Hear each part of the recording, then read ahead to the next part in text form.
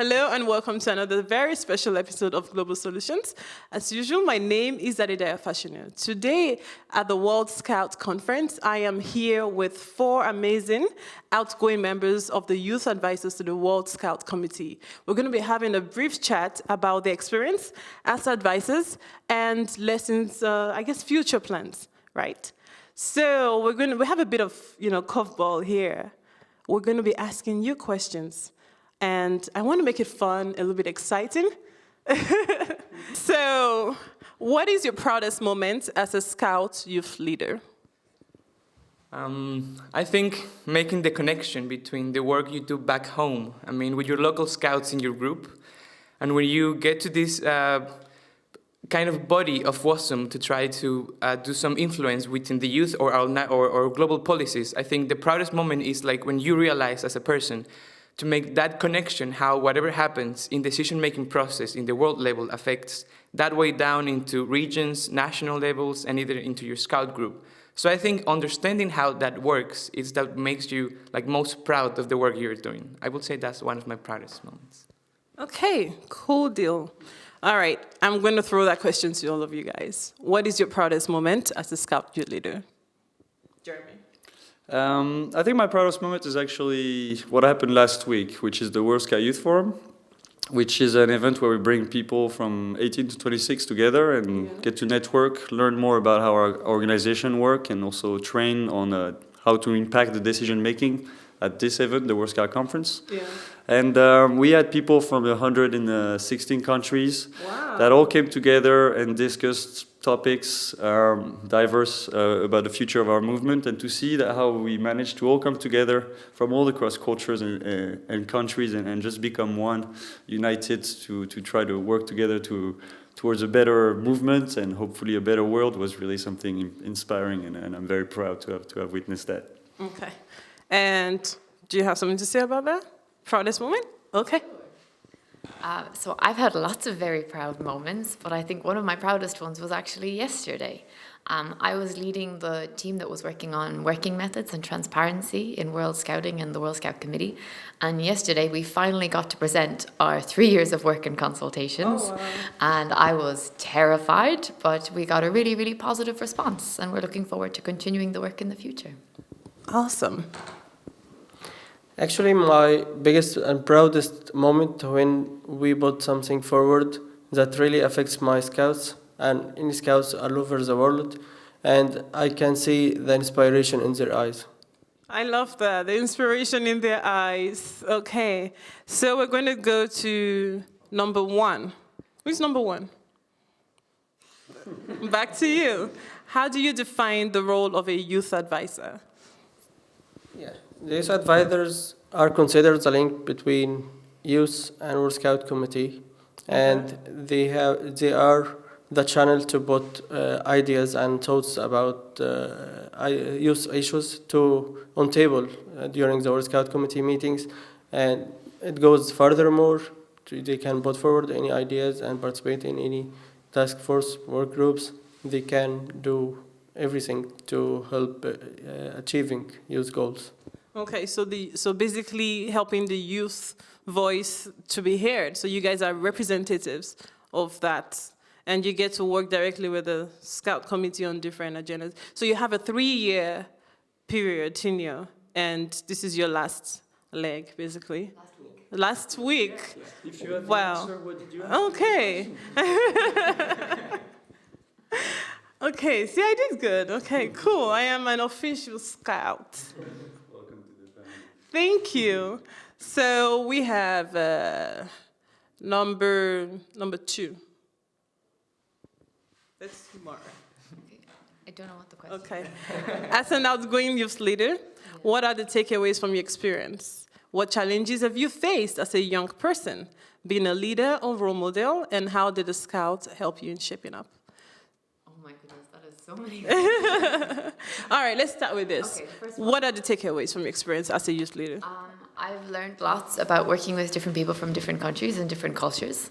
I've learned lots about kind of the really practical project management and consultation, but also how to work on projects long term over 3 years with the same people. And kind of being mindful of everyone's realities changing. And like, we all went through huge life changes during the 3 years. Some people graduated, someone became a doctor. Wow. Yeah, so there's been lots of different changes. So it's kind of been learning to adapt and to kind of adapt plans constantly to make sure we still achieve our goals while remaining true to our actual capabilities and the realities around us. Wow. And I have an outside of the, just a curious question. So you all are from different regions, yes, right? How did you manage to stay in touch? The internet. So, but there's 6 of you overall for the entire Scout. And you guys have, I guess, WhatsApp or whatever form of internet. WhatsApp, But Skype, Facebook. so, but you had a schedule that you had to maintain on how often you spoke and communicated? We started off that way, and then we realized that time difference is a killer. So we had 2 people in South America, and we had someone in the Maldives. Okay. So it was never going to have everyone awake for the calls. So we started working more via group discussions, so like on Facebook and WhatsApp. So you just leave the message, and then the next time someone wakes up and wasn't at work, they'd reply. Or maybe when they were in work. And they say youth can't organize themselves. I mean, this is proof, right? Yeah. Okay, still on you. What challenges have you faced as a young person, being a leader, role model, and how did the Scouts help you in shaping up? So I think the biggest challenge I encountered during the 3 years was the difference in cultural attitudes towards youth involvement and the role that young people have to play. So I was really lucky in that I got to attend most of the different regional conferences and youth fora that happened during the 3 years. And I was able to exchange with all the different regional youth advisors and kind of see how they were getting on, see what they'd learned, and see what their challenges were. And there were really different experiences and stories coming from the different regions and the different groups of people.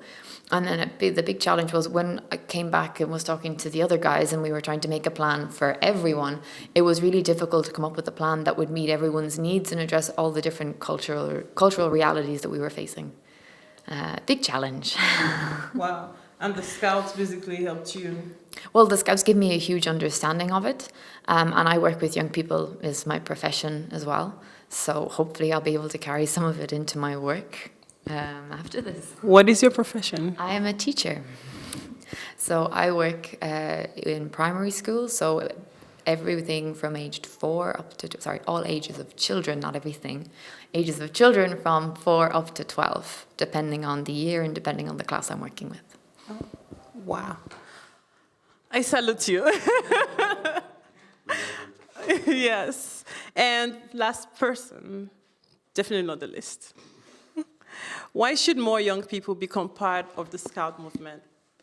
Oh, I love this question.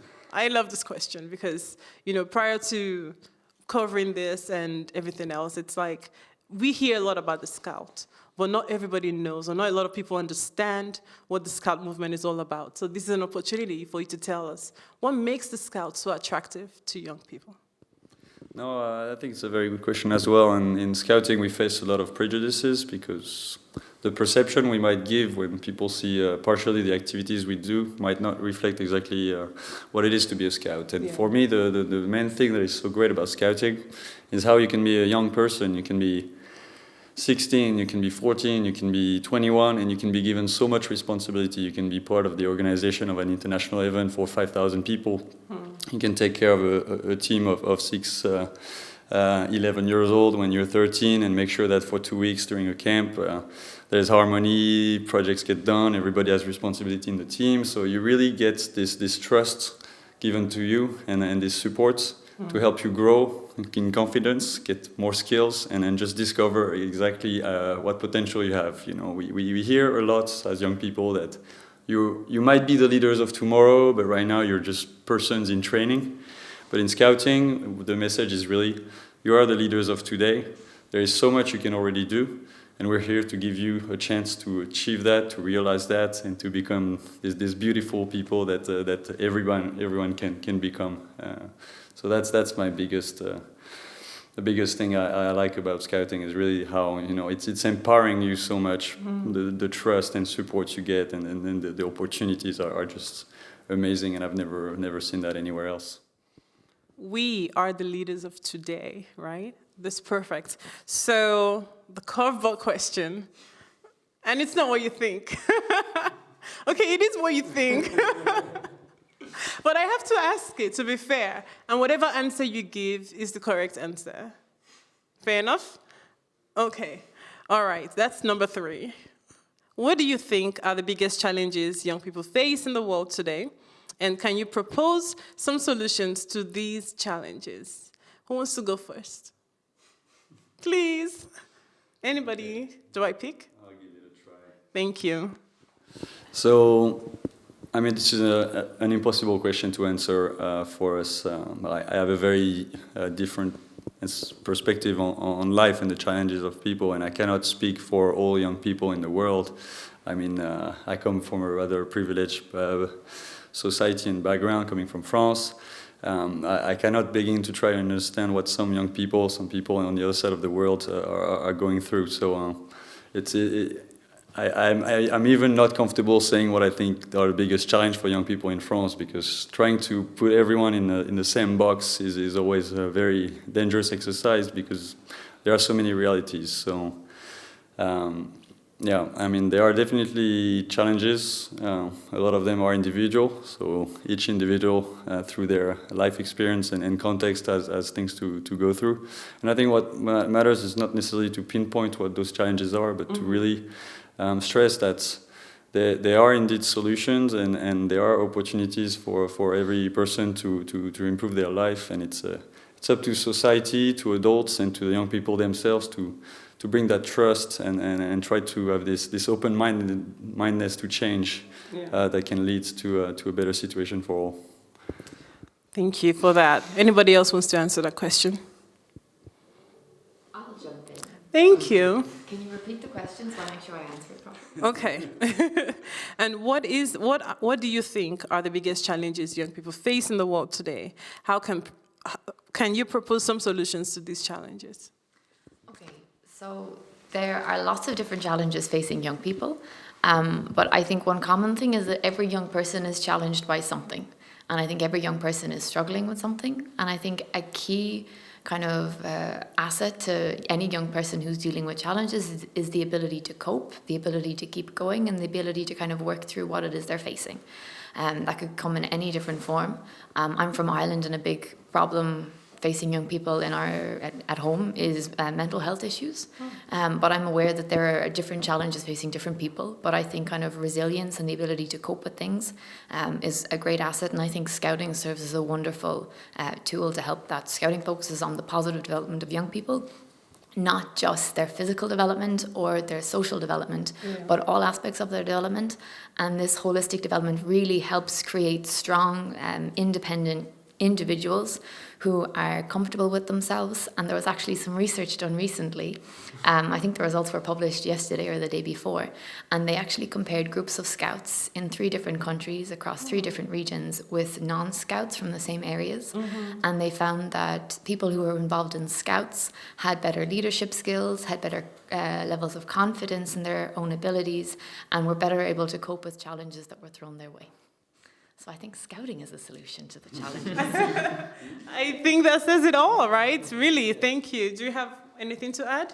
Yeah, I think we try with the solutions, because although there's no one like recipe fits all, I do think that as a youth or as individual, I think you can try to advocate in what you like or what you fight the most.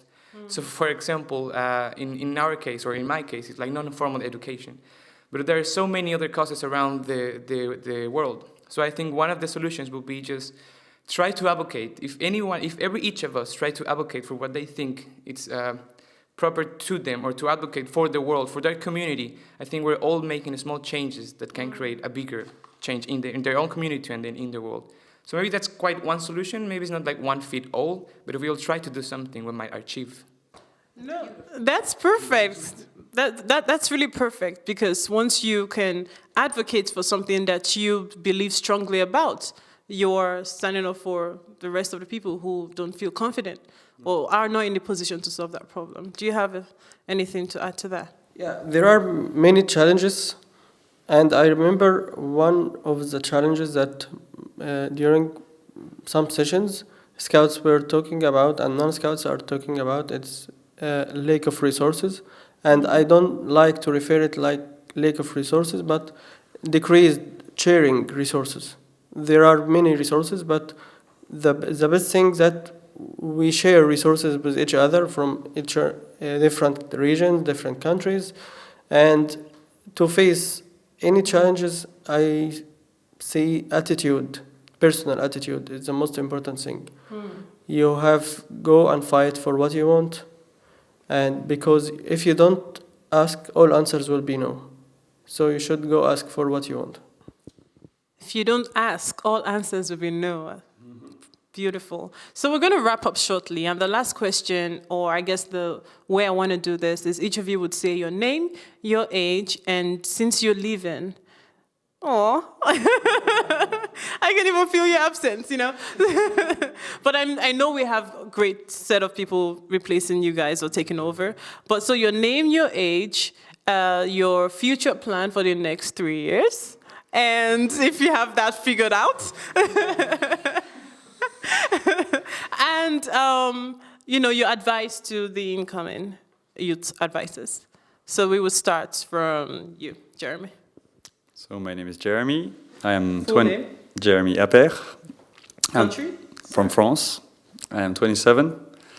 And my future plans in scouting are a bit undefined. I am very interested in the topic of environmental protection, environmental education. And there are some initiatives in scouting that work on this. So I would potentially like to try to work on those projects, on strengthening our educational programs when it comes to the environments.